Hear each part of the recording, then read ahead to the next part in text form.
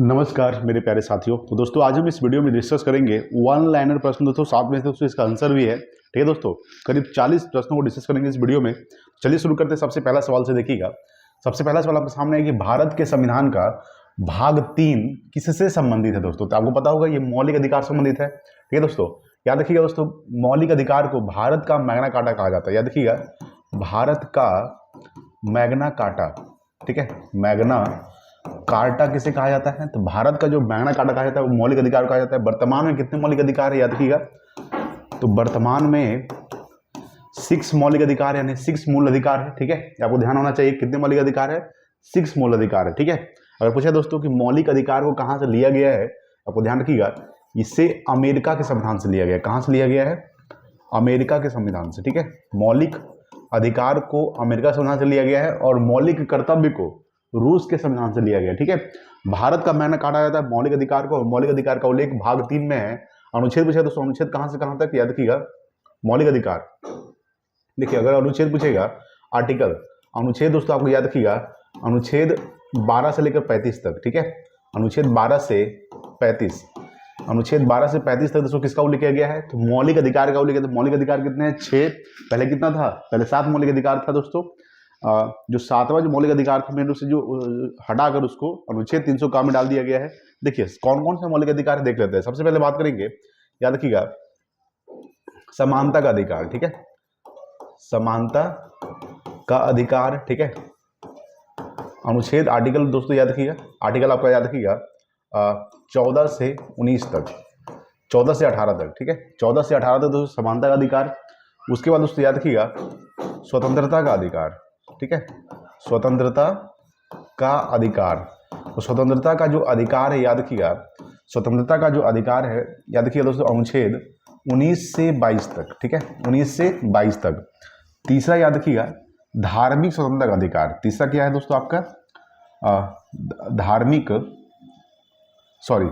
तीसरा जो आपका है शोषण के विरुद्ध अधिकार है। शोषण के विरुद्ध अधिकार। शोषण के विरुद्ध जो अधिकार आपका है अनुच्छेद यानी कि आर्टिकल, ठीक है, आर्टिकल 23-24 में है। 23 से 24, अनुच्छेद 23-24 में शोषण के विरुद्ध अधिकार है। ठीक है, याद रखिएगा। चौथा दोस्तों आपको याद रखिएगा धार्मिक स्वतंत्रता का अधिकार। ठीक है, धार्मिक स्वतंत्रता का अधिकार किसमें है आपका? तो ये आपका है 25 से 28। ठीक है, 25 से 28 में क्या है दोस्तों आपका? धार्मिक स्वतंत्रता का अधिकार। धार्मिक स्वतंत्रता का अधिकार। और 5वां याद रखिएगा, 5वां क्या है आपका?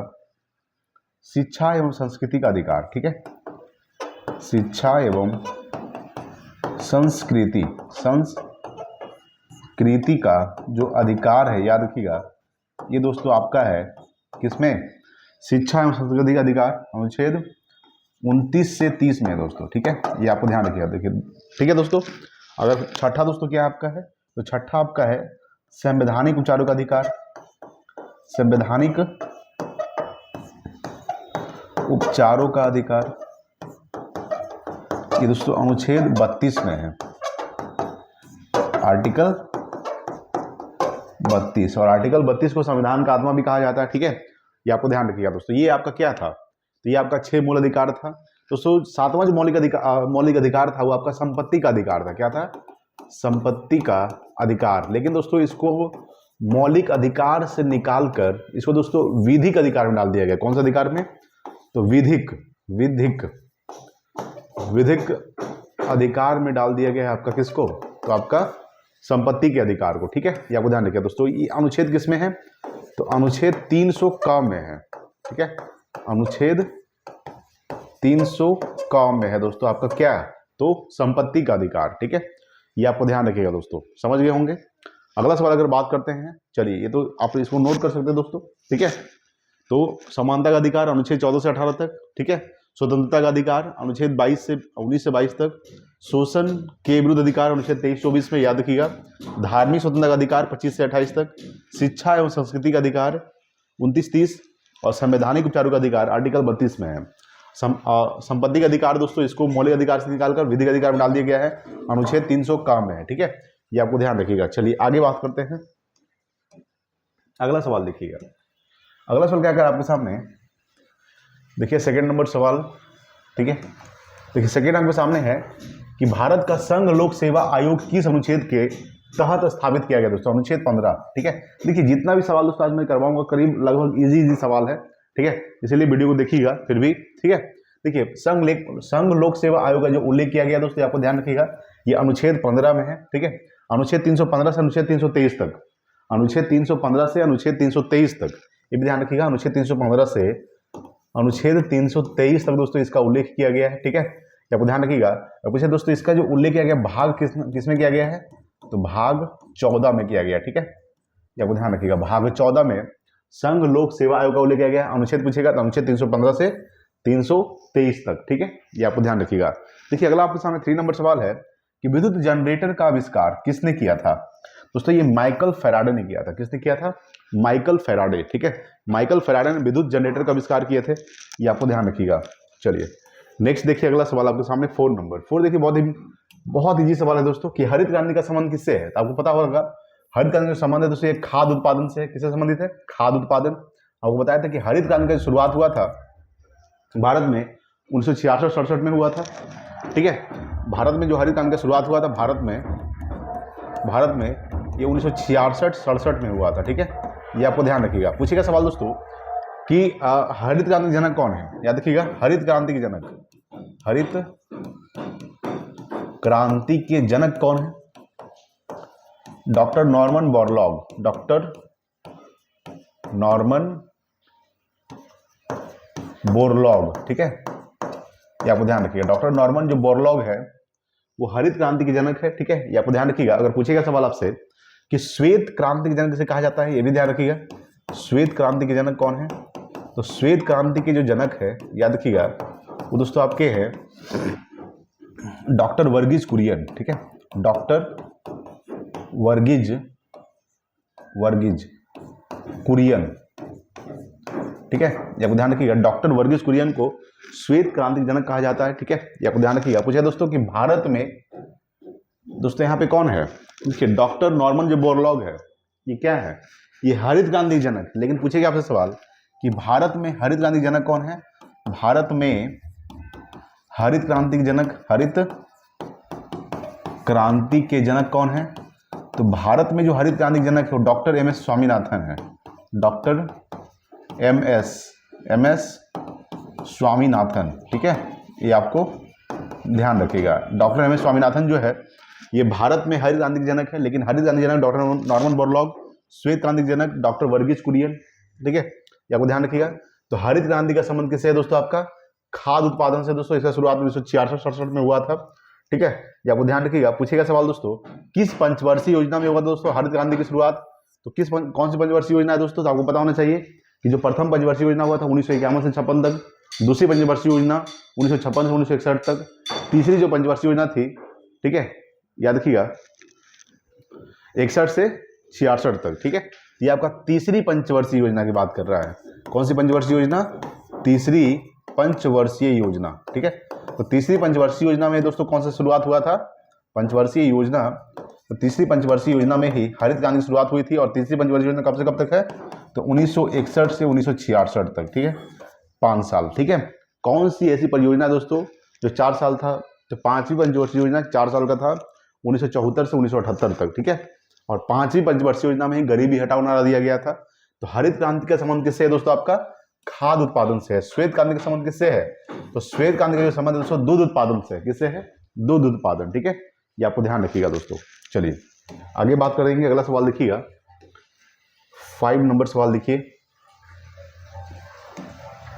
5 आपके सामने है कि अशोक के अधिकांश अभिलेख किस भाषा और लिपि में लिखे गए थे, तो प्राकृत और ब्राह्मी लिपि भाषा में लिखे गए थे, ठीक है, ये आपको ध्यान रखिएगा कि अशोक के जो अधिकांश अभिलेख थे वो किस भाषा में लिखे गए थे, तो प्राकृत भाषा और ब्राह्मी लिपि भाषा में लिखे गए थे, ये आपको ध्यान रखिएगा दोस्तों। अशोक के बारे में थोड़ा सा बात करते हैं, तो अशोक दोस्तों किस वंश से संबंधित है, ये आपका, तो ये जो है आपका मौर्य वंश से संबंधित है, ठीक है, ये आपको ध्यान रखिएगा। मौर्य वंश का स्थापना किसने किया था, तो चंद्रगुप्त मौर्य ने किया था, चंद्रगुप्त मौर्य। चंद्रगुप्त मौर्य दोस्तों कौन है, ये दोस्तों अशोक के दादा हैं, ठीक है, यानी अशोक के दादा कौन हुए, चंद्रगुप्त मौर्य।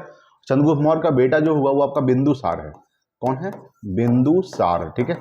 और बिंदुसार का जो बेटा हुआ दोस्तों वो आपका अशोक है। अशोक जो किसका बेटा है? ये आपका, तो अशोक जो है ये बिंदुसार का बेटा हुआ, ठीक है। आपको ध्यान रखिएगा, चंद्रगुप्त मौर्य का बेटा बिंदुसार, बिंदुसार का बेटा अशोक हुआ, ठीक है। बिंदुसार को दोस्तों अमित्र घात के नाम से भी जाना जाता है, अमित्र घात के नाम से भी जाना जाता है, ठीक है। अशोक को दोस्तों प्रियदर्शी कहा जाता है। अशोक का शासनकाल दोस्तों कब से कब तक है याद रखिएगा। देखिए चंद्रगुप्त मौर्य का शासनकाल याद रखिएगा 322 ईसा पूर्व से लेकर, ठीक है, 322 ईसा पूर्व से लेकर याद रखिएगा 298 ईसा पूर्व तक दोस्तों चंद्रगुप्त मौर्य रहे हैं, ठीक है। याद रखिएगा चंद्रगुप्त मौर्य ने ही नंद वंश का अंतिम शासक घनानंद को हराकर चंद्रगुप्त मौर्य ने मगध पर मौर्य वंश का स्थापना किए थे और अपनी राजधानी कहाँ बनाए थे? राजगिरी बनाए थे, ठीक है। ये आपको ध्यान रखिएगा। अगर दोस्तों थोड़ा सा बात करते हैं यहाँ पे समझिएगा, तो अशोक के अधिकांश अभिलेख किस भाषा में लिखे गए थे? प्राकृत और ब्राही। दोस्तों चंद्रगुप्त मौर्य का शासनकाल हो गया, बिंदुसार का शासनकाल याद रखिएगा, इनका जो शासनकाल है 298 ईसा पूर्व से लेकर 273 ईसा पूर्व तक, ठीक है। 298 ईसा पूर्व से लेकर 273 ईसा पूर्व तक, ठीक है। ये आपको ध्यान रखिएगा दोस्तों। उसके बाद पूछेगा दोस्तों कि अशोक का शासनकाल तो हम लिख दिए। अच्छा, सांची का स्तूप किसने बनवाया था? तो सांची का जो स्तूप है, सांची का स्तूप किसने बनाया था दोस्तों? ये आपका बनवाए थे, मध्य प्रदेश में है ये तो सांची का स्तूप, ये बनवाया था आपका अशोक। सारनाथ किसने बनवाया था? सारनाथ का स्तंभ, सारनाथ का जो स्तंभ है, सारनाथ दोस्तों स्तंभ का निर्माण किसने किया था? तो अशोक ने किया था, ठीक है। ये आपको ध्यान रखिएगा, ठीक है दोस्तों, समझ रहे होंगे। चंद्रगुप्त मौर्य के समय दोस्तों भारत कौन आया था? तो इंडिका, ये आया था इंडिका, सॉरी मेगास्थनीज, और मेगास्थनीज की पुस्तक का नाम दोस्तों इंडिका था, ठीक है। मेगास्थनीज, ये आपको ध्यान रखिएगा। और मेगास्थनीज की जो पुस्तक का नाम दोस्तों ये आपका था क्या? इंडिका, ठीक है। यूनान से आया था ये आपका मेगास्थनीज, ठीक है। तो अशोक के अधिकांश अभिलेख किस भाषा में लिपि लिखे गए थे? प्राकृत और ब्राही भाषा, ठीक है। ये आपको ध्यान रखिएगा। चलिए आगे बात करते हैं, अगला देखिएगा सवाल 6 नंबर सवाल देखिए। 6 आपके सामने है कि उत्कृष्ट गैस से किस आवर्त सारणी के समूह में पाई जाती है? तो देखिए उत्कृष्ट जो गैस है दोस्तों इसको नोबल गैस बोलते हैं। क्या बोलते हैं? नोबल गैस बोलते हैं, याद रखिएगा। नोबल गैस या फिर निष्क्रिय गैस बोलते हैं दोस्तों आपका किसे? उत्कृष्ट गैस को, ठीक है। नोबल गैस का जो खोज किए थे, खोज किसने किया था? रैमजे ने किया था। रैमजे ने किसका खोज किया था? तो आपका उत्कृष्ट गैस का खोज किए थे रैमजे, ठीक है। दोस्तों समूह 18 में रखा गया दोस्तों, किसको? तो उत्कृष्ट गैस को, ठीक है। आपको ध्यान रखिएगा उत्कृष्ट गैस कितने हैं? 6 है, यानी नोबल गैस कितने हैं? 6। कौन कौन सा? H से हीलियम दोस्तों, ठीक है, H से हीलियम, Ne से दोस्तों नियॉन, ठीक है। तीसरा क्या हो जाएगा? Ar से आर्गन, और चौथा हो जाएगा Kr से क्रिप्टन, पांचवा हो जाएगा Rn से रेडॉन, ठीक है। और छठा जो आपका हो जाएगा Xe से जेनॉन, ठीक है। तो 6 निष्क्रिय गैस है दोस्तों, याद रखिएगा, helium, neon, argon, krypton, radon, xenon. सबसे भारी अक्रिय गैस है दोस्तों रेडॉन, ये दोस्तों सबसे भारी अक्रिय गैस है, और सबसे भारी अक्रिय गैस, ठीक है। सबसे भारी जो अक्रिय गैस है आपका, अक्रिय गैस दोस्तों कौन सा आपका है? तो सबसे भारी जो अक्रिय गैस है आपका दोस्तों रेडॉन है, ठीक है। आपको ध्यान रखिएगा दोस्तों, अगर पूछेगा सवाल कि सबसे अधिक वायुमंडल में कौन सी गैस पाई जाती है, कौन सी अक्रिय गैस पाई जाती है? सबसे अधिक वायुमंडल में कौन सी अक्रिय गैस पाई जाती है? तो आर्गन पाया जाता है, ठीक है, आर्गन, ठीक है, याद रखिएगा। वायुमंडल में सबसे अधिक मात्रा में पाई जाने वाला अक्रिय गैस, ठीक है, याद रखिए। यहाँ पे लिख देते दोस्तों कि वायुमंडल में सबसे अधिक मात्रा में, सबसे अधिक मात्रा में पाए जाने वाला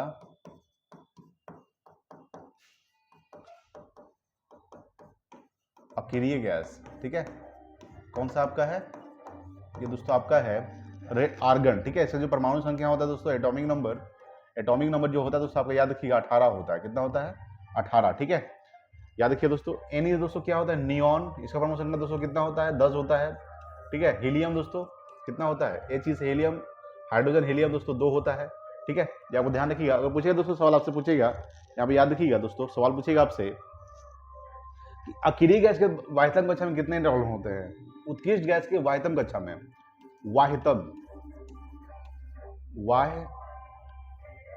ठीक है, याद रखिएगा, वाहितम कक्षा में दोस्तों कितने इलेक्ट्रॉन होते हैं दोस्तों, याद रखिएगा 8 इलेक्ट्रॉन होते हैं, ठीक है। तो याद रखिए दोस्तों, उत्कृष्ट गैस यानी नोबल गैस की बातों कक्षा में कितने इलेक्ट्रॉन होते हैं, तो आपका कितना होता है, 8 होते हैं, ठीक है, ये आपको ध्यान रखिएगा। चलिए यहाँ पे समझ गए हूँ दोस्तों। तो उत्कृष्ट गैस के किस आवर्त सारणी के समूह में पाई जाती है, तो ये समूह 18 में पाया जाता है, ठीक है, ये आपको ध्यान रखिएगा। चलिए अगला सवाल देखिएगा, 7 नंबर सवाल देखिए। 7 आपके सामने है कि भारतीय संविधान के अनुसार सरकार के कितने अंग होते हैं दोस्तों, 3 अंग होते हैं, कार्यपालिका, न्यायपालिका, विधायिका। कार्यपालिका, न्यायपालिका, विधायिका, ठीक है। पहला क्या होता है, कार्यपालिका, कार्यपालिका, ठीक है। दूसरा क्या हो जाएगा, न्यायपालिका, न्यायपालिका, ठीक है, कार्यपालिका, न्यायपालिका दोस्तों। तीसरा क्या हो जाएगा आपका, विधायिका, ठीक है। विधायिका जो है ये आपका क्या है दोस्तों, आपका, ठीक है। चलिए आगे बात करते हैं, अगला सवाल देखिए। अभी हम इसके बारे में बात करते हैं कि मौर्य वंश का संस्थापक कौन था। अभी हम दोस्तों बात किए थे, तो मौर्य वंश का दोस्तों स्थापना किसने किया था, चंद्रगुप्त मौर्य ने किया था, ठीक है। चंद्रगुप्त मौर्य का शासनकाल कब से कब तक था, तो 322 ईसा पूर्व से लेकर, ठीक है, 322 ईसा पूर्व से लेकर 298 ईसा पूर्व तक दोस्तों चंद्रगुप्त मौर्य का शासनकाल है। देखिए चंद्रगुप्त मौर्य ने किसको हराकर, तो नंद वंश का अंतिम शासक जो था, नंद वंश का अंतिम शासक, अंतिम जो शासक था कौन था आपका, तो नंद वंश का जो अंतिम शासक था दोस्तों आपका घनानंद था। तो चंद्रगुप्त मौर्य ने घनानंद को ही हराकर, ठीक है, घनानंद को ही हराकर चंद्रगुप्त मौर्य ने मगध पर मौर्य वंश का स्थापना किए थे, ठीक है, ये आप ध्यान रखिएगा। नंद वंश के जो संस्थापक थे वो महापद्म नंद थे, ठीक है, महापद्म नंद। तो महापद्म नंद जो दोस्तों इन्होंने मौर्य वंश का ये नंद वंश का स्थापना किए थे। नंद वंश का जो अंतिम शासक हुआ वो आपका घनानंद हुआ, और चंद्रगुप्त मौर्य ने घनानंद को हराकर मगध पर मौर्य वंश का स्थापना किए थे और मगध की राजधानी राजगिरी बनाई थी, ठीक है, ये आपको ध्यान रखिएगा। देखिए अगला सवाल 9 नंबर सवाल देखिएगा, ठीक है। 9 आपके सामने है कि निम्नलिखित में से कौन सा वेद जादू मंत्र और जादू टोना से संबंधित है दोस्तों, तो अर्थवेद है, ठीक है, जादू टोना, जादू मंत्र और जादू टोना, ठीक है, ये आपको ध्यान रखिएगा। बात करें यहाँ पे अर्थवेद दोस्तों सबसे नया वेद है, ये क्या है, ये दोस्तों सबसे नया वेद है, आपका नया वेद है, ये आपको ध्यान रखिएगा दोस्तों। वेद कितने होते हैं दोस्तों, वेद 4 होते हैं। वेद कितने होते हैं, तो वेद आपका 4 होते हैं। कौन कौन सा, याद रखिएगा, वेद दोस्तों 4 होते हैं। वेदांग, वेदांग दोस्तों कितने होते हैं, 6 होते हैं। पुराणों की संख्या कितनी होती है, पुराणों की संख्या 18 होती है, ठीक है, याद रखिएगा। उपनिषद कितने होते हैं, तो उपनिषद दोस्तों 108 होते हैं, ठीक है, ये आपको ध्यान रखिएगा दोस्तों। सबसे पहले बात करेंगे कि वेद कौन कौन सा 4 है, यहाँ पे देखिएगा। तो सबसे पहला बेस दोस्तों ऋग्वेद है, ऋग्वेद, ठीक है। दूसरा क्या हो जाएगा दोस्तों आपका, ऋग्वेद, सामवेद, सामवेद दोस्तों, ऋग्वेद, सामवेद। तीसरा क्या हो जाएगा, यजुर्वेद, यजुर्वेद। और चौथा क्या हो जाएगा आपका, ऋग्वेद, सामवेद, यजुर्वेद, अर्थववेद, ठीक है, अर्थववेद, ठीक है, ये आप ध्यान रखिएगा। ऋग्वेद में दोस्तों कितने मंडल होते हैं, तो ऋग्वेद में टोटल मंडल जो होते हैं आपका, वो आपका 10 मंडल होते हैं, ठीक है, ये आपको ध्यान रखिएगा। सबसे पहले हम ऋग्वेद के बारे में बात करते हैं। संगीत का जो उल्लेख किया गया दोस्तों वो आपका सामवेद में किया गया, संगीत का उल्लेख, ठीक है। और यज्ञ संबंधी जो प्रावधान है, जो हम लोग यज्ञ करवाते हैं, यज्ञ संबंधी प्रावधान, ठीक है, यज्ञ संबंधी जो प्रावधान है वो आपका यजुर्वेद में है। और जादू टोना का जो उल्लेख किया गया है, जादू टोना उल्लेख, ठीक है, याद रखिएगा, जिसको उल्लेख किया गया है वो आपका अर्थववेद में किया गया है, ठीक है, ये आपको ध्यान रखिए। जादू टोना का उल्लेख अभी हम बताए थे, ठीक है। देखिए ऋग्वेद में जो 10 मंडल होते हैं, तो ऋग्वेद के तीसरे मंडल में, तीसरे, ठीक है, तीसरे मंडल में, थर्ड मंडल में, याद रखिएगा, थर्ड मंडल में दोस्तों ऋग्वेद के तीसरे मंडल में किसका उल्लेख किया गया है, तो आपका गायत्री मंत्र के उल्लेख किया गया। और गायत्री मंत्र के जो रचनाकार हुए आपका विश्वामित्र हुए। विश्वामित्र जो है ये गायत्री मंत्र के रचनाकार है। गायत्री मंत्र है क्या, ओम भूर्भुवः स्वः तत्सवितुर्वरेण्यम वर्गो देवः सधीमहि धियो यो न प्रचोदयात्, ये क्या दोस्तों आपका गायत्री मंत्र है। और गायत्री मंत्र का जो उल्लेख और रचनाकार कौन थे, विश्वामित्र थे, ये आपको ध्यान रखिएगा दोस्तों। देखिए दोस्तों अभी सरस्वती जी उठ रहे हैं हर जगह, तो कहना कहीं दोस्तों डीजे बज रहा है, तो साउंड आ रहा होगा दोस्तों, जिसका आप लोग क्या कीजिएगा, थोड़ा सा मैनेज कीजिएगा, ठीक है, अगर साउंड आ रहा होगा तो तीसरे मंडल का जो उल्लेख किया दोस्तों, आपका गायत्री मंत्र किया गया है। पूछे दोस्तों कि नौवें मंडल में दोस्तों सोम देवता का उल्लेख किया गया। किसका उल्लेख किया गया है? सोम देवता का उल्लेख किया गया, ठीक है। ऋग्वेद के 9वें मंडल में सोम देवता को उल्लेख किया गया दोस्तों। ऋग्वेद के 10वें मंडल में पुरुष सूक्त का उल्लेख किया गया है। पुरुष सूक्त आपको ध्यान रखिएगा। और पुरुष सूक्त में 4 वर्ण का उल्लेख किया गया दोस्तों, ब्राह्मण, वैश्य,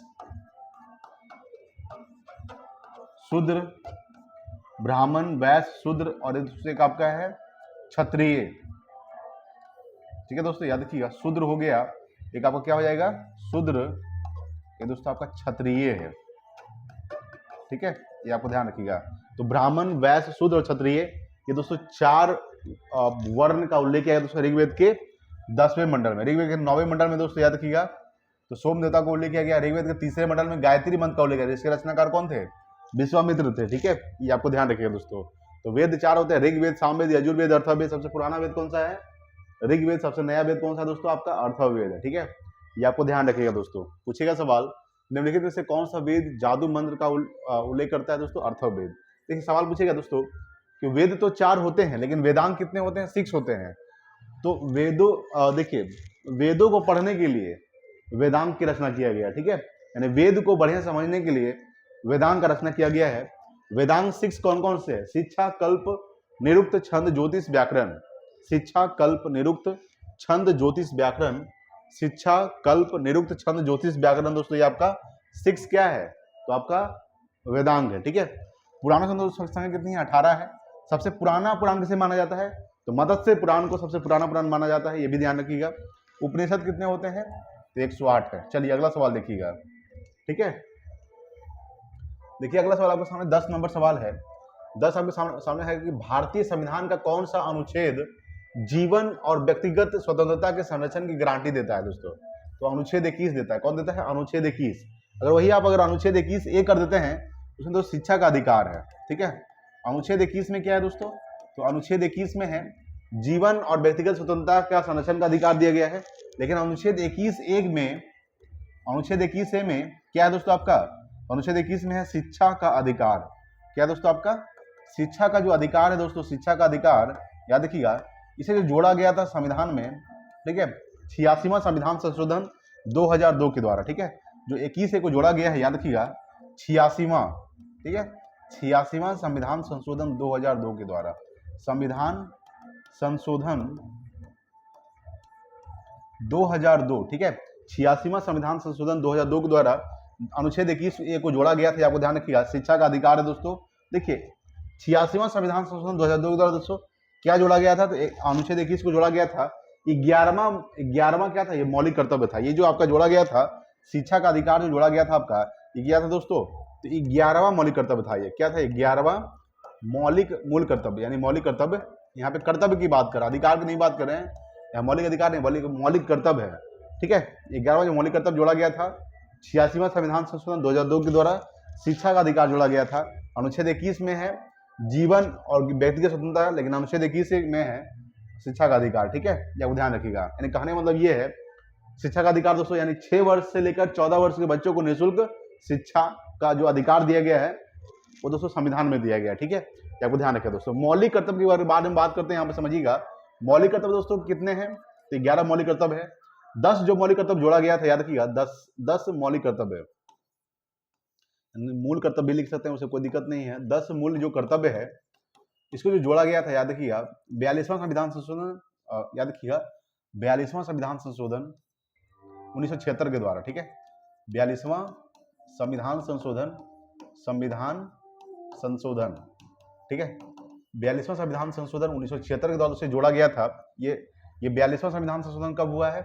ये 1976 में हुआ दोस्तों, जोड़ा गया था।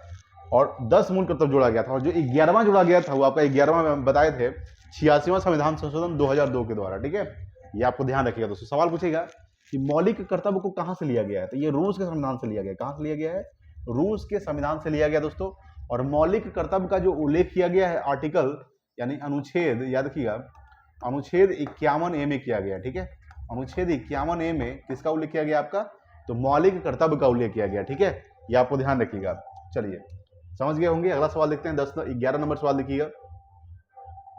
देखिए 11 आपके सामने है, निम्नलिखित में से किसे यहाँ पे होना चाहिए, किसे लोकसभा भंग करने का अधिकार है दोस्तों, राष्ट्रपति को है। देखिए राष्ट्रपति को लोकसभा भंग करने का अधिकार है। ठीक है, ये आपको ध्यान रखिएगा दोस्तों। अगर पूछेगा सवाल कि लोकसभा का जो भंग करने का जो अधिकार दिया गया है किस आर्टिकल तहत है दोस्तों, लोकसभा भंग करने का अधिकार, ये अनुच्छेद 85 में है। ठीक है, याद रखिएगा अनुच्छेद 85, अनुच्छेद 85 याद रखिएगा। अनुच्छेद 85 में लोकसभा भंग करने का जो अधिकार दिया गया दोस्तों राष्ट्रपति को दिया गया है। ये आपको ध्यान रखिएगा दोस्तों। पूछेगा सवाल कि लोकसभा दोस्तों क्या है, थोड़ा सा अगर लोकसभा के बारे में बात करते हैं समझिएगा, लोकसभा। ठीक है, देखिए लोकसभा का जो उल्लेख किया गया आर्टिकल 81 में किया गया। ठीक है, ये आपको ध्यान रखिएगा। लोकसभा को लेकर आर्टिकल 81 में किया गया दोस्तों। लोकसभा दोस्तों क्या है, ये एक निम्न सदन है, निम्न सदन है दोस्तों लोकसभा। लोकसभा को दोस्तों भंग किया जा सकता है, लोकसभा को भंग किया जा सकता है, लेकिन राज्यसभा को भंग नहीं किया जा सकता है। ठीक है, ये आपको ध्यान रखिएगा। लोकसभा को भंग किया जा सकता है, ठीक है, राज्यसभा को भंग किया नहीं जा सकता है। लोकसभा दोस्तों क्या है, आपका निम्न सदन है, लेकिन राज्यसभा क्या है, उच्च सदन है। ठीक है, लोकसभा को लेकर अनुच्छेद 81 में है, लेकिन राज्यसभा को लेकर अनुच्छेद 80 में है। ठीक है, ये आपको ध्यान रखिएगा। उसके बाद पूछेगा आपसे सवाल, देखिए थोड़ा सा राष्ट्रपति के बारे में बात करते हैं। देखिए राष्ट्रपति को दोस्तों जो क्षमादान की शक्ति प्राप्त है, याद रखिएगा, राष्ट्रपति को क्षमादान की जो शक्ति प्राप्त है, क्षमादान की शक्ति 21 अनुच्छेद के तहत प्राप्त है, याद रखिएगा, तो अनुच्छेद 72 के तहत। ठीक है, अनुच्छेद 72 के तहत दोस्तों राष्ट्रपति को क्षमादान की शक्ति प्राप्त है। राष्ट्रपति को महाभियोग की प्रक्रिया द्वारा हटाया जा सकता है। राष्ट्रपति को महाभियोग की प्रक्रिया के द्वारा राष्ट्रपति को उसके पद से हटाया जा सकता है दोस्तों। किस अनुच्छेद में है, तो अनुच्छेद 61 में। ठीक है, अनुच्छेद 61 में दोस्तों क्या है, ये महाभियोग की प्रक्रिया दोस्तों, जो राष्ट्रपति को हटाया जा सकता है उसके पद से। ठीक है, निर्वाचक मंडल का दोस्तों, यानी कि राष्ट्रपति के निर्वाचक मंडल का जो उल्लेख किया गया, याद रखिएगा, निर्वाचक मंडल किस अनुच्छेद में है, तो अनुच्छेद दोस्तों याद रखिएगा अनुच्छेद 54 में है। ठीक है, आर्टिकल 54 में। ठीक है, ये आपको ध्यान रखिएगा। संघ की कार्यपालिका शक्ति किसमें निहित होती है, याद रखिएगा, संघ की कार्यपालिका शक्ति राष्ट्रपति में निहित होती है। संघ की कार्यपालिका शक्ति किसमें निहित है दोस्तों, तो आपका राष्ट्रपति में निहित है। किस अनुच्छेद के तहत, तो आर्टिकल 53 में कहा गया है। आर्टिकल 53 में क्या कहा गया है, आर्टिकल 53 में कहा गया है कि संघ की कार्यपालिका शक्ति राष्ट्रपति में निहित होती है। उसी तरह से राज्य की कार्यपालिका शक्ति राज्यपाल में निहित होती है। ठीक है, ये आपको ध्यान रखिएगा दोस्तों। अगर पूछेगा सवाल यहाँ पे समझिएगा, राष्ट्रपति को हम बारे में बात करते हैं कि राष्ट्रपति के जो पद का उल्लेख किया गया है, राष्ट्रपति के जो पद का उल्लेख है दोस्तों आर्टिकल 52 में है। ठीक है, यानी आर्टिकल 52 में, याद रखिएगा। ठीक है, आर्टिकल 52 में दोस्तों किसका उल्लेख किया गया है, राष्ट्रपति के पद का उल्लेख किया गया है। ये आपको ध्यान रखिएगा। चलिए आगे बात करते हैं, अगला सवाल देखिएगा। देखिए 12 नंबर सवाल, कलिंग का, देखिए कलिंग नृत्य किस राज्य से संबंधित है दोस्तों, तो उड़ीसा से है। आपको बताया था दोस्तों कि उड़ीसा का स्थापना कब हुआ था, याद रखिएगा, उड़ीसा का जो स्थापना हुआ था, आपको ध्यान रखिएगा, 1 अप्रैल 1936 को हुआ था। 1 अप्रैल 1936 को उड़ीसा का स्थापना हुआ था। और दोस्तों 1 अप्रैल को उड़ीसा में ही कहाँ मनाया जाता है, तो उड़ीसा में उत्कल दिवस मनाया जाता है। कौन सा दिवस, उत्कल दिवस मनाया जाता है 1 अप्रैल को उड़ीसा में। ठीक है, ये आपको ध्यान रखिएगा। पूछेगा सवाल कि उड़ीसा दोस्तों किस राज्य से अलग होकर एक राज्य बना था, तो उड़ीसा जो है ये बिहार से अलग होकर एक राज्य बना था, जिसका स्थापना 1 अप्रैल 1936 को हुआ था दोस्तों। ठीक है, और जो कलिंग नृत्य है, कलिंग नृत्य ये किस राज्य से संबंधित है, ये आपका उड़ीसा से संबंधित है। सवाल पूछेगा कि कलिंग युद्ध कब हुआ था, कलिंग युद्ध, ये भी ध्यान रखिएगा। तो कलिंग जो युद्ध हुआ था, कलिंग युद्ध ये 261 ईसा पूर्व में हुआ था। कलिंग युद्ध जो हुआ था ये 261 ईसा पूर्व में हुआ था। ठीक है, ये आपको ध्यान रखिएगा, 261 ईसा पूर्व में कलिंग युद्ध हुआ था, ये आपको ध्यान रखिएगा। ठीक है, थोड़ा सा दोस्तों उड़ीसा के बारे में थोड़ा सा अगर बात करते हैं, देखिए यहाँ पे क्या क्या इंपॉर्टेंट है दोस्तों। सिमलीपाल राष्ट्रीय उद्यान दोस्तों कहाँ है, सिमलीपाल राष्ट्रीय उद्यान। ठीक है, सिमलीपाल राष्ट्रीय उद्यान हो गया दोस्तों। भीतरकनिका नेशनल पार्क दोस्तों कहाँ है, भीतरकनिका नेशनल पार्क आपका कहाँ है दोस्तों, ये आपका उड़ीसा में है। ठीक है, भीतरकनिका नेशनल पार्क, सिमलीपाल दोस्तों ये कहाँ है, उड़ीसा में। और क्या क्या है, चिल्का झील दोस्तों कहाँ है, चिल्का झील दोस्तों क्या है, ये सबसे बड़े खारे पानी की झील दोस्तों चिल्का झील उड़ीसा में है। चिल्का झील को दोस्तों क्या कहा जाता है, चिल्का झील को लैगून झील भी कहा जाता है। क्या कहा जाता है, लैगून झील। क्या आपको ध्यान रखिएगा, चिल्का झील को दोस्तों लैगून झील भी कहा जाता है। चिल्का झील दोस्तों। कोणार्क मंदिर दोस्तों कहाँ है, कोणार्क मंदिर दोस्तों ये भी उड़ीसा में है, याद रखिएगा। कोणार्क मंदिर को ब्लैक पैगोडा के नाम से जाना जाता है, ब्लैक पैगोडा के नाम से जाना जाता है, ठीक है, ये भी ध्यान रखिएगा। उसके बाद पूछेगा सवाल आपसे दोस्तों जगन्नाथ मंदिर कहाँ है, तो जगन्नाथ मंदिर याद रखिएगा, जगन्नाथ मंदिर ये भी दोस्तों उड़ीसा में ही है, ठीक है, पुरी में, ठीक है, ये आपको ध्यान रखिएगा दोस्तों। उड़ीसा दोस्तों राजधानी क्या होता है, तो भुवनेश्वर है उड़ीसा का राजधानी। भुवनेश्वर में दोस्तों कौन से प्रदेश मंदिर है, लिंगराज मंदिर दोस्तों, ये भी कहाँ है लिंगराज मंदिर, ये आपका दोस्तों उड़ीसा में है, ठीक है। लिंगराज मंदिर को किसने बनवाया था, तो ययाति केसरी शासक था दोस्तों, ययाति केसरी ने इसको दोस्तों बनवाया था, ठीक है, ये आपको ध्यान रखिएगा दोस्तों, समझ गए होंगे। तो कलिंग नृत्य किस राज्य से संबंधित है दोस्तों, ये आपका ओडिशा से संबंधित है, ठीक है, ये आपको ध्यान रखिएगा दोस्तों। अगर पूछेगा सवाल दोस्तों चिल्का झील कहाँ है, दोस्तों उड़ीसा में है। कोणार्क मंदिर दोस्तों ब्लैक पैगोडा, सूर्य का मंदिर दोस्तों कहा जाता है, सूर्य का मंदिर किसको, कोणार्क मंदिर को, ठीक है, ये आपको ध्यान रखिएगा दोस्तों। नंदन कानन अभयारण्य दोस्तों कहाँ, ये भी उड़ीसा में है, नंदन कानन अभयारण्य, नंदन कानन अभयारण्य दोस्तों, ये भी दोस्तों कहाँ है आपका, ये भी दोस्तों आपका उड़ीसा में ही है, ठीक है, ये आपको ध्यान रखिएगा। चलिए आगे बात करते हैं 13 नंबर सवाल। देखिए 13 देखिएगा, 13 आपके सामने है कि प्रथम पंचवर्षीय योजना का जो मुख्य उद्देश्य था क्या था दोस्तों, तो कृषि में विकास करना था, ठीक है।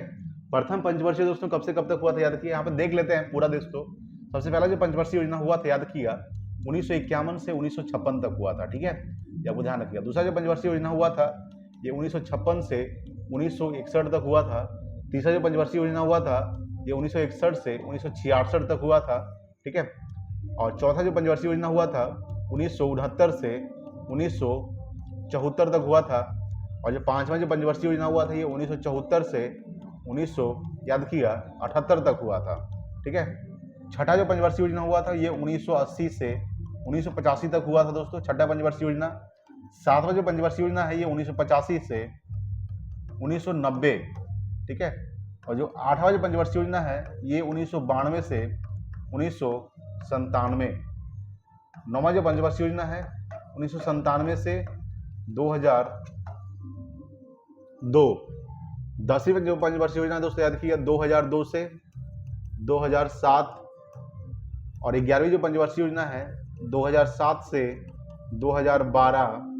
और जो 12वीं जो पंचवर्षीय योजना है 2012 से 2017, ठीक है दोस्तों, ये आपका पंचवर्षीय योजना है, ठीक है। समझ में आ रहा होगा आप लोग को, ठीक है। तो समझिएगा, यहाँ पे बात करेंगे, समझिएगा कि प्रथम पंचवर्षीय योजना दोस्तों मुख्य उद्देश्य क्या था, कृषि विकास। और प्रथम पंचवर्षीय योजना 1951 से ये 1956 तक हुआ था, ठीक है। देखिए जो प्रथम जो पंचवर्षीय योजना है दोस्तों किस मॉडल पर आधारित था, दोस्तों हेरोड डोमर मॉडल पर आधारित था, ठीक है, याद रखिएगा हेरोड डोमर मॉडल पर दोस्तों आधारित था आपका क्या, प्रथम पंचवर्षीय योजना, ठीक है, याद रखिएगा। द्वितीय जो पंचवर्षीय योजना किस मॉडल पर आधारित था, तो द्वितीय जो पंचवर्षीय योजना है आपका महालनोबिस मॉडल, महालनोबिस मॉडल पर दोस्तों आधारित था आपका क्या, दूसरी पंचवर्षीय योजना, ठीक है, ये आपको ध्यान रखिएगा। किस पंचवर्षीय योजना में गरीबी हटाओ नारा दिया गया था, तो पांचवी पंचवर्षीय योजना में दोस्तों गरीबी हटाओ का नारा दिया गया था, ठीक है, गरीबी हटाओ का नारा, ये आपको ध्यान रखिएगा। दोस्तों कौन सी पंचवर्षीय योजना 4 साल का था, तो पांचवी जो पंचवर्षीय योजना ये 4 साल का था, ठीक है, ये आपको ध्यान रखिएगा दोस्तों, बहुत इंपॉर्टेंट है, ठीक है। तो प्रथम पंचवर्षीय योजना का मुख्य उद्देश्य क्या था, कृषि विकास। चलिए आगे बात करेंगे, अगला सवाल देखिएगा 14 नंबर। देखिए 14 आपके सामने है दोस्तों, आप यहाँ पे समझिएगा कि जनता पार्टी द्वारा किस पंचवर्षीय योजना को समय से 1 वर्ष पूर्व स्थगित कर दिया गया था। अभी हम दोस्तों बात किए थे कि समय से एक साल पहले स्थगित कर दिया गया था, पांचवी पंचवर्षीय योजना था। अभी हम बताया था आपको जो पांचवी जो पंचवर्षीय योजना है ये 1974 से कब तक होना था, तो 1974 से 1979 तक होना था, लेकिन इसे दोस्तों 1979 बल्कि 1978 यानी 4 साल तक, ठीक है। तो किस पार्टी द्वारा, तो जनता पार्टी द्वारा किस पंचवर्षीय योजना को, तो पांचवी पंचवर्षीय योजना को दोस्तों, ये जो है ये किस पंचवर्षीय योजना है, ये पांचवी पंचवर्षीय योजना को 1 वर्ष पहले स्थगित कर दिया था। और 5वीं पंचवर्षीय योजना में दोस्तों इंदिरा गांधी ने गरीबी हटाओ का नारा दिए थे। ठीक है, गरीबी हटाओ। ठीक है, ये आपको ध्यान रखिएगा दोस्तों, गरीबी हटाओ। ठीक है, इंदिरा गांधी जो थी ये भारत की प्रथम महिला प्रधानमंत्री थी। ठीक है, ये आपको ध्यान रखिएगा। चलिए देखिए अगला सवाल, 15 नंबर सवाल देखिएगा। 15 आपके सामने है कि भारतीय आजादी के समय इंग्लैंड के प्रधानमंत्री कौन थे?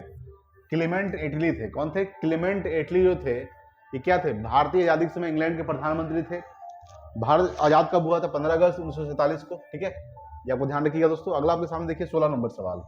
तो 16 आपके सामने है कि बांग्लादेश का धर्म कौन सा है दोस्तों? इस्लाम धर्म है बांग्लादेश का। देखिए बांग्लादेश के बारे में बात करें, इसकी दोस्तों राजधानी क्या होता है? तो ढाका इसकी राजधानी होती है। इसकी जो मुद्रा होती है उसको टका होता है। क्या होता है? टका। ठीक है, ये आपको ध्यान रखिएगा। देखिए बांग्लादेश जो है दोस्तों ये भारत के साथ पांच राज्यों के साथ सीमा साझा करता है। भारत के, याद रखिएगा, बांग्लादेश जो है ये भारत के 5 राज्यों के साथ सीमा साझा करता है। 5 राज्यों के साथ सीमा साझा करता है। ठीक है, ये आपको ध्यान रखिएगा दोस्तों। 5 राज्यों के साथ सीमा साझा करता है। कौन सा दोस्तों? आपका तो आपका बांग्लादेश। ठीक है, ये आपको ध्यान, कौन कौन सा राज्य दोस्तों? पश्चिम बंगाल हो गया। ठीक है, याद रखिएगा, त्रिपुरा हो गया दोस्तों, मेघालय हो गया, असम हो गया दोस्तों। यहाँ पे लिख देते हैं। सबसे पहले बात करेंगे दोस्तों पश्चिम बंगाल हो गया। ठीक है, यानी वेस्ट बंगाल दोस्तों हो गया। दूसरा दोस्तों क्या हो जाएगा? त्रिपुरा। आपको पता ही होगा त्रिपुरा जो है ये बांग्लादेश के तीनों ओर से घिरा हुआ है। ठीक है दोस्तों। और तीसरा क्या हो जाएगा दोस्तों? आपका तीसरा जो दोस्तों आपका हो जाएगा मिजोरम हो जाएगा। क्या हो जाएगा? मिजोरम। ठीक है, आपको ध्यान रखिएगा, मिजोरम। ठीक है दोस्तों। और जो आपका हो जाएगा चौथा याद रखिएगा असम दोस्तों हो जाएगा, असम। ठीक है, और दोस्तों जो 5वां हो जाएगा ये आपको ध्यान रखिएगा। 5वां क्या है दोस्तों? तो 5वां दोस्तों आपका मेघालय है। मिजोरम और मेघालय। ठीक है, ये 2 राज्य, और असम, त्रिपुरा और दोस्तों बांग्लादेश। त्रिपुरा दोस्तों बांग्लादेश के तीनों ओर से घिरा हुआ है, आपको ध्यान रखिएगा। दोस्तों बांग्लादेश जो है भारत के साथ 4096 किलोमीटर दोस्तों क्या करता है? सीमा साझा करता है दोस्तों बांग्लादेश भारत के साथ। यानी कि सबसे ज्यादा सीमा साझा करने वाला राज्य कौन सा देश है भारत के साथ? वो आपका दोस्तों बांग्लादेश है। ठीक है, ये आपको ध्यान रखिएगा दोस्तों। बांग्लादेश में दोस्तों गंगा नदी को याद रखिए, ये भी ध्यान रखिएगा कि बांग्लादेश में गंगा नदी को दोस्तों पद्मा के नाम से जाना जाता है। कौन से नाम से? पद्मा के नाम से जाना जाता है। गंगा नदी दोस्तों लंबाई कितनी है? 2525 किलोमीटर है। ठीक है, ये आप ध्यान रखिएगा। तो बांग्लादेश का दोस्तों धर्म कौन सा है? आपका इस्लाम धर्म, आपको पता ही होगा दोस्तों। यहाँ पे करीब 80% ठीक है इस्लाम धर्म के लोग रहते हैं, ये आपको ध्यान रखिएगा। अगर पूछेगा सवाल यहाँ पे समझिएगा। देखिए दोस्तों बांग्लादेश का राजधानी जो ढाका है, ठीक है, बांग्लादेश जो राजधानी दोस्तों ढाका है, और ढाका में ही किसका मुख्यालय है दोस्तों? ढाका में, याद रखिएगा, तो ढाका में दोस्तों बिम्स्टेक का मुख्यालय, बिम्स्टेक। ठीक है, बिम्स्टेक का जो हेडक्वार्टर है, याद रखिएगा, बिम्स्टेक का हेडक्वार्टर ये दोस्तों कहाँ है आपका? सो ढाका में है। ठीक है, ये आपको ध्यान रखिएगा। चलिए आगे बात करेंगे। देखिए 17 नंबर सवाल देखिए 17 नंबर सवाल। 17 आपके सामने है कि नीलगिरी पर्वत श्रृंखला कहाँ अवस्थित है दोस्तों? तो ये आपका तमिलनाडु में है, आपको ध्यान रखिएगा। देखिए बात करेंगे कि नीलगिरी पर्वत की दोस्तों सबसे ऊंची चोटी क्या है? तो नीलगिरी जो पर्वत की सबसे ऊंची चोटी, याद रखिएगा, सबसे ऊंची चोटी है नीलगिरी वाली सबसे ऊंची चोटी है दोस्तों आपका दोदा बेटा। क्या है? ऊंची चोटी आपका है दोदा बेटा। ठीक है, दोदा बेटा की ऊंचाई कितनी है दोस्तों? तो 2637 मीटर है। ठीक है, ये आपको ध्यान रखिएगा दोस्तों। पूछेगा दोस्तों कि दक्षिण भारत की सबसे ऊंची चोटी क्या है? तो दक्षिण जो भारत की सबसे ऊंची चोटी है, देखिएगा, दक्षिण भारत की सबसे ऊंची चोटी अनाईमुड़ी है। ऊंची चोटी क्या दोस्तों आपका? अनाईमुड़ी। ठीक है, याद रखिए अनाईमुड़ी है। इसकी जो लंबी ऊंचाई है 2695 मीटर है। ठीक है, 2695 मीटर दोस्तों क्या है आपका? ये दक्षिण भारत सबसे ऊंची चोटी है जिसका नाम है अनाईमुड़ी। ठीक है दोस्तों, ये केरल में। कहाँ है दोस्तों अनाईमुड़ी? दोस्तों आपका केरल में। किस राज्य में है? केरल में। ठीक है, ये आपको ध्यान रखिएगा। तो नीलगिरी पर्वत श्रृंखला कहाँ अवस्थित है दोस्तों? आपका तमिलनाडु में है। देखिए अगला 18 नंबर सवाल देखिएगा, रुद्रदामन का जूनागढ़ शिलालेख कहाँ स्थित है दोस्तों? ये गुजरात के जूनागढ़ के पास गिरनार पहाड़ी पर स्थित है। ठीक है, रुद्रदामन का जो जूनागढ़ अभिलेख है, रुद्रदामन का जूनागढ़ शिलालेख, ये कहाँ स्थित है आपका? तो गुजरात के जूनागढ़ के पास गिरनार पहाड़ी पर स्थित है, ये आपको ध्यान रखिएगा। चलिए अगला सवाल देखिएगा। देखिए अगला सवाल 19 नंबर सवाल देखिए। 19 आपके सामने है दोस्तों कि राज्य की नियुक्ति कौन करता है? राज्यपाल की नियुक्ति राष्ट्रपति करता है। राज्यपाल की नियुक्ति कौन करता है? राष्ट्रपति। अच्छा, राज्यपाल दोस्तों बनने के लिए न्यूनतम उम्र सीमा कितनी होनी चाहिए? तो राज्यपाल बनने के लिए न्यूनतम उम्र सीमा, ठीक है, न्यूनतम उम्र सीमा दोस्तों कितनी होनी चाहिए? 35 वर्ष होनी चाहिए, ठीक है, याद रखिएगा। राष्ट्रपति बने दोस्तों 35 वर्ष होनी चाहिए, ठीक है, ये आप ध्यान रखिएगा। देखिए दोस्तों, राज्यपाल की जो नियुक्ति है वो राष्ट्रपति करते हैं, ठीक है, ये आप ध्यान रखिएगा। राज्यपाल बनने के लिए दोस्तों न्यूनतम सीमा 35 वर्ष होनी चाहिए और राष्ट्रपति बनने के लिए न्यूनतम सीमा 35 वर्ष होनी चाहिए, ठीक है, आप ध्यान रखिएगा। पूछिए दोस्तों कि प्रधानमंत्री बनने के लिए, पीएम बनने के लिए दोस्तों कितनी न्यूनतम उम्र सीमा होना चाहिए? 25 वर्ष, ठीक है। मुख्यमंत्री के लिए दोस्तों याद रखिएगा, मुख्यमंत्री के लिए दोस्तों 25 वर्ष होनी चाहिए, ठीक है, 25 वर्ष। लोकसभा सदस्य के लिए, लोकसभा सदस्य बनने के लिए न्यूनतम सीमा कितनी होनी चाहिए? तो 25 वर्ष होनी चाहिए। और राज्यसभा सदस्य बनने के लिए, ठीक है, राज्यसभा का सदस्य बनने के लिए न्यूनतम उम्र सीमा 30 वर्ष होनी चाहिए, ठीक है, ये आपको ध्यान रखिएगा। देखिए अगला सवाल 20 नंबर कि कौन सा जल निकाय भारत को पश्चिम में क्या करता है? घेरता है। अरब सागर, ठीक है, आपको पता होगा पश्चिम में क्या है दोस्तों? अरब सागर। पूरब में बंगाल की खाड़ी, पश्चिम में अरब सागर और दक्षिण में हिंद महासागर, ठीक है दोस्तों, ये आपको ध्यान रखिएगा। चलिए देखिए अगला सवाल 21 नंबर। देखिए यहाँ पे 21 आपके सामने दोस्तों कि भरतनाट्यम किस राज्य का प्रसिद्ध नृत्य है? दोस्तों तमिलनाडु का है, ठीक है। सबसे पुराना जो माना जाता है दोस्तों शास्त्रीय नृत्य क्या है दोस्तों? आपका ये है भरतनाट्यम, सबसे पुराना शास्त्रीय नृत्य है, सबसे पुराना माना जाता है, सबसे पुराना शास्त्रीय नृत्य, ठीक है, आपको ध्यान रखिएगा। ये दोस्तों आपका है भरतनाट्यम, ठीक है। पूछे दोस्तों कथकली, दोस्तों कथकली, मोहिनी अट्टम कथकली, मोहिनी अट्टम एक आपका दोस्तों कथकली, सो कहाँ का है? ये आपका केरल का है दोस्तों, याद रखिए कथकली और मोहिनी अट्टम। ओडिसी दोस्तों कहाँ का है? ओडिसी दोस्तों शास्त्रीय नृत्य दोस्तों ओडिशा का है। कहाँ का है?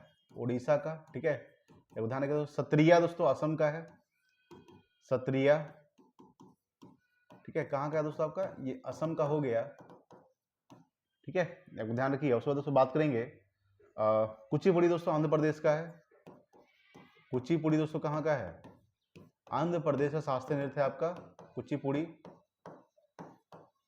ठीक है, ध्यान रखिए दोस्तों, ठीक है।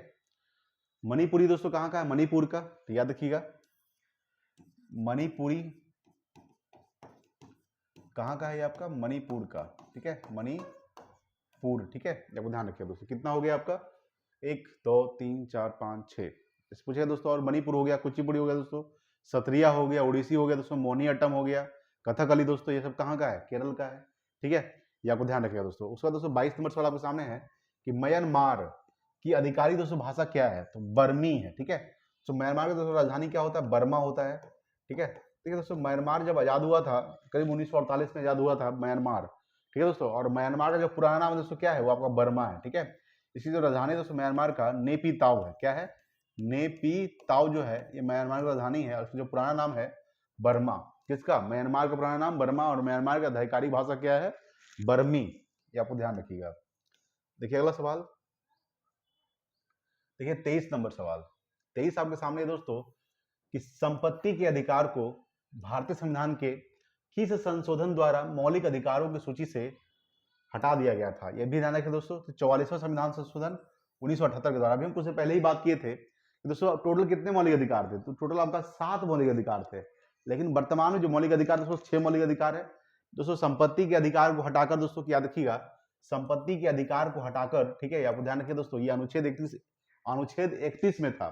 संपत्ति का अधिकार जो था ये अनुच्छेद 31 में था, लेकिन अनुच्छेद संपत्ति के अधिकार को निकालकर इसे क्या बना दिया गया है? इसे दोस्तों विधिक अधिकार बना दिया गया है, विधिक अधिकार बना दिया गया है, ठीक है, ये आपको ध्यान रखिएगा। उसके बाद दोस्तों बात करेंगे, यहाँ पे समझिएगा। देखिए तो आपको ये ध्यान रखिए दोस्तों कि इसे कहाँ डाल दिया गया है? तो अनुच्छेद 300 में डाल दिया गया दोस्तों, ठीक है, अनुच्छेद 300 में, अनुच्छेद 300 में किसे डाल दिया गया है? तो आपका संपत्ति के अधिकार को डाल दिया गया है, ठीक है। और इसमें 44वां संविधान संशोधन 1978 के द्वारा तो क्या किया गया था, मौलिक अधिकार सूची से हटा दिया गया था, ठीक है। ये आपको ध्यान रखिएगा दोस्तों। 44वां संविधान संशोधन कब हुआ था, ये आपका 1978 में हुआ था, ठीक है। चलिए आगे बात करते हैं। यहाँ पे दोस्तों मौलिक अधिकार की बात करते हैं। दोस्तों मौलिक अधिकार के बारे में फिर से देख लेते हैं, समझिएगा। देखिए मौलिक अधिकार दोस्तों कितने हैं, तो वर्तमान में 6 मौलिक अधिकार है। कितने मौलिक अधिकार है, 6। पहले कितना था, 7, अब कितना है, 6, क्योंकि दोस्तों संपत्ति के अधिकार को हटा दिया गया है।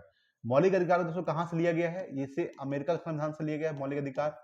इसका जो उल्लेख किया गया दोस्तों भाग किसमें किया गया है, तो भाग 3 में किया गया है।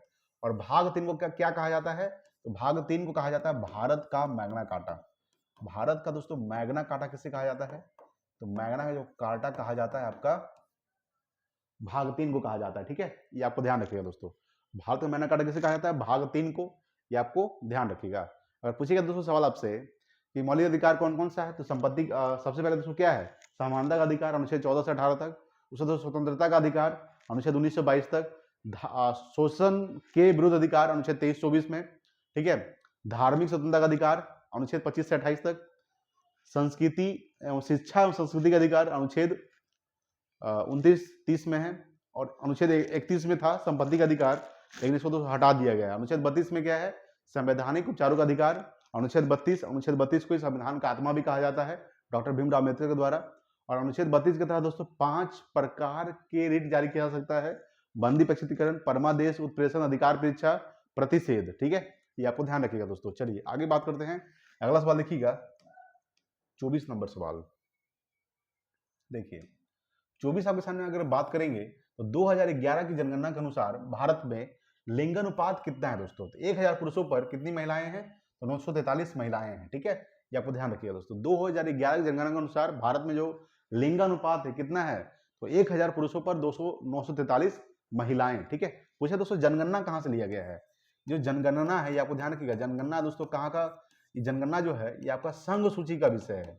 संघ सूची का विषय दोस्तों जनगणना है। और जनसंख्या दोस्तों याद रखिएगा, जनसंख्या दोस्तों ये समवर्ती सूची का विषय है। जनसंख्या जैसे सा यहाँ पे आ रहा है समवर्ती सूची, ठीक है, समवर्ती सूची का विषय है, ठीक है।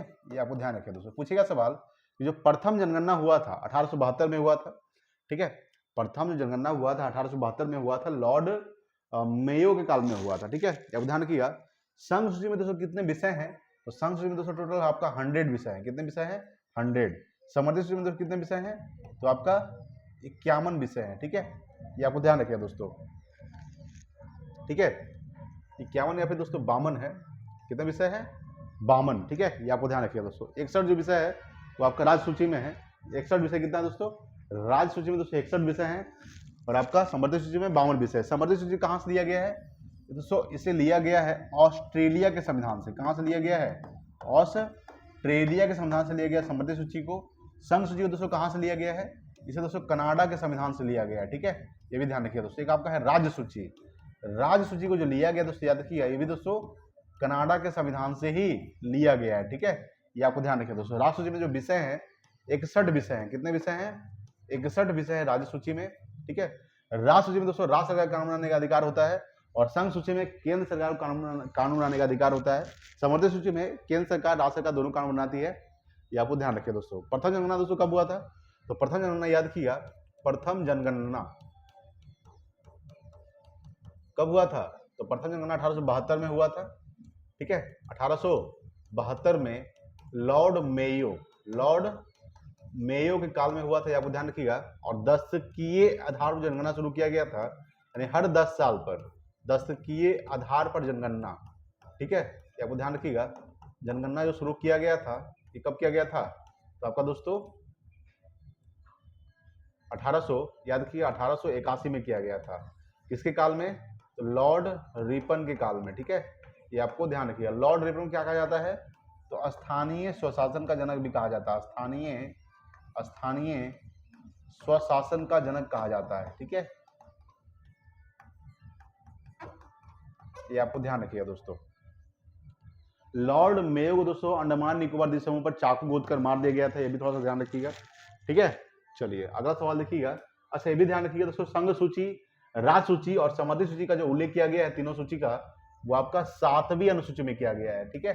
ये आपको ध्यान रखिए। अगला आपके सामने 25 नंबर सवाल है कि भारत में तीसरी जो पंचवर्षीय योजना का मुख्य उद्देश्य क्या था? उसको स्वतंत्र अर्थव्यवस्था, ठीक है, स्वतंत्र अर्थव्यवस्था। तीसरी जो पंचवर्षीय योजना कब से कब तक हुआ था, आपको बताया था अभी, ये हुआ था 1951 से 56, 56 से 61 और 1961 से 66। 1961 से 1966 के बीच दोस्तों कौन सा पंचवर्षीय योजना हुआ था? तीसरी पंचवर्षीय योजना। दोस्तों याद रखिए दोस्तों, तीसरी जो पंचवर्षीय योजना दोस्तों ये असफल रहा था। इसका जो मुख्य उद्देश्य था दोस्तों, बहुत सारा उद्देश्य था दोस्तों, लेकिन ये जो है ये मेन रूप से असफल रहा दोस्तों। असफल कैसे रहा वो हम देखेंगे यहाँ पे। देखिए असफल कैसे रहा दोस्तों, सबसे पहले बात करेंगे यहाँ पे, समझिएगा। आपको पता होगा दोस्तों 1961 का युद्ध याद होगा। 1961 में दोस्तों भारत चीन युद्ध हुआ था, भारत और चीन के साथ युद्ध हुआ था, ठीक है, युद्ध हुआ था, ये आपको ध्यान रखिएगा दोस्तों। और फिर दोस्तों 1962 हुआ था, सॉरी, ठीक है, यहाँ पे दोस्तों 1962 दीजिएगा, 1962, 1962 में भारत चीन के बीच युद्ध हुआ था। उसके बाद दोस्तों 1965 में भारत और पाक के बीच युद्ध हुआ था, यानी पाकिस्तान के बीच, ठीक है, जब ध्यान रखिए दोस्तों। यहाँ पे दो युद्ध जब हुआ था दोस्तों, इससे क्या हुआ था, भारत की जो अर्थव्यवस्था है दोस्तों गड़बड़ा गई थी, चरमरा गई थी, ठीक है। इसी वजह से दोस्तों तीसरी जो पंचवर्षीय दोस्तों क्या हुआ था, आपका असफल रहा था, दो युद्ध के कारण, ठीक है। भारत और चीन के बीच युद्ध हुआ था, फिर 1965 में भारत पाकिस्तान के बीच युद्ध हुआ था, ये आपको ध्यान रखिएगा, ठीक है। चलिए आगे बात करते हैं। अगला सवाल देखिए दोस्तों 26 नंबर, 26 आपके सामने है कि पहला एशियाई खेल कहां शुरू हुआ था दोस्तों? ये भारत में हुआ था। पहला एशियाई खेल जो शुरुआत हुआ था ये आपका भारत में हुआ था। भारत में कहां हुआ था? दिल्ली में हुआ था, ठीक है, ये भी ध्यान रखिएगा। अगला आपके सामने 27 नंबर है कि 1990 में पहली बार एशियाई खेलों में कौन सा खेल शुरू किया गया था? तो कबड्डी शुरू किया गया था। तो कबड्डी में कितने प्लेयर होते हैं? तो 7 प्लेयर होते हैं, ठीक है, ये आपको ध्यान रखिएगा दोस्तों। सवाल क्या था कि 1990 में पहली बार एशियाई खेलों में कौन सा खेल शुरू किया गया था? तो कबड्डी, ठीक है, ये आपको ध्यान रखिएगा। अगला सवाल देखिए 28 नंबर सवाल देखिए। 28 आपके सामने है कि भारत सरकार अधिनियम 1919 के समय भारत के वायसराय कौन थे? तो लॉर्ड चेम्सफोर्ड थे, ठीक है, आपको ध्यान रखिएगा। लॉर्ड चेम्सफोर्ड जो थे ये भारत सरकार अधिनियम 1919 के समय भारत के वायसराय थे, ये आपको ध्यान रखिएगा। चलिए अगला सवाल देखिए आपके सामने 29 नंबर सवाल दोस्तों, बहुत इंपॉर्टेंट सवाल आपके सामने क्या है कि एंटी पेपर लीक कानून के अनुसार दोषी पाए जाने वाले शख्स को सजा का प्रावधान है।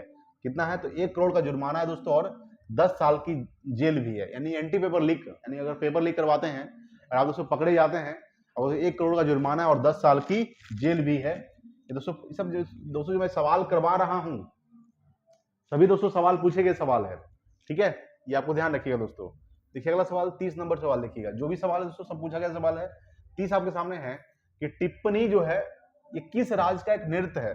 गुजरात का है दोस्तों। कहाँ का है? गुजरात का, ठीक है, ये आपको ध्यान रखिएगा। टिप्पणी गुजरात का एक नृत्य है। 31 आपके सामने एटीएम का किस क्षेत्र से संबंधित दोस्तों? ये तृतीय क्षेत्र से संबंधित है। एटीएम दोस्तों फुल फॉर्म क्या होता है? Automatic teller machine. Automatic teller machine ATM का फुल फॉर्म होता है। और एटीएम किस क्षेत्र से संबंधित है आपका? ये तृतीय क्षेत्र से संबंधित है, ठीक है, ये आपको ध्यान रखिएगा। चलिए आगे बात करते हैं। देखिए अगला सवाल 32 नंबर सवाल देखिए क्या कह रहा है आपके सामने।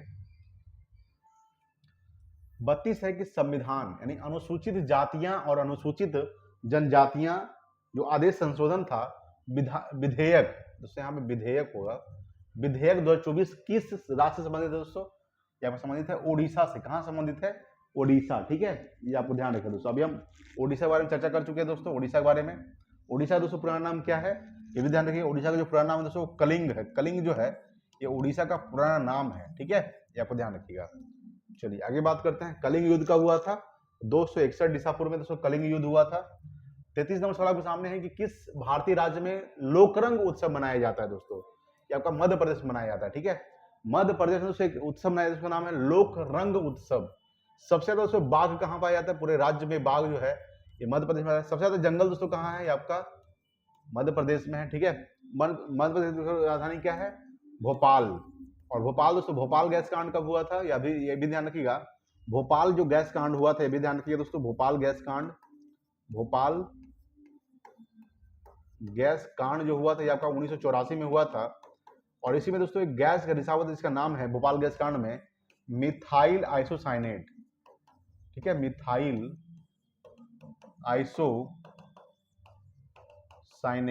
ठीक है, ये आपको ध्यान रखिएगा। मिथाइल आइसोसाइनेट जो है ये भोपाल गैस कांड में रिसाव हुआ दोस्तों 1984 में, ये आपको ध्यान रखिएगा दोस्तों, ठीक है। सबसे ज्यादा बाघ, सबसे ज्यादा वन दोस्तों मध्य प्रदेश में पाया जाता है, ठीक है, ये आपको ध्यान रखिएगा। आपके सामने 34 नंबर सवाल है कि वर्तमान में दोस्तों तमिलनाडु का राज्यपाल कौन है दोस्तों, ये आपका है रविंद्र नारायण रवि। रविंद्र नारायण रवि जो है वर्तमान में तमिलनाडु के राज्यपाल है।